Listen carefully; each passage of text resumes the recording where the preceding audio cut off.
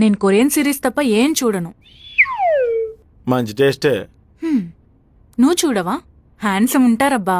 ఎవరైనా చూడగానే ఇటు మగాడ్రా బుజ్జి అనిపించాలి సార్. మీరు మేడమ్మా అనేలా ఉండకూడదు. వీళ్ళు మనుషులే అనిపించాలి. చపాతీ ముందు 2 గులివెందు గింజలు తగిలించినట్టు అవయవాలన్నీ కలిసిపోయి ఉండకూడదు. అంతేలే. పాములు కప్పలు బొద్దెంకలు ఉడకబెట్టుకుని తినే వల్ల మీరు నచ్చుతారు. అంత ఎలాబరేట్ చేసి చెప్పకు, వినడానికి చాలా చిరాగ్గా ఉంది.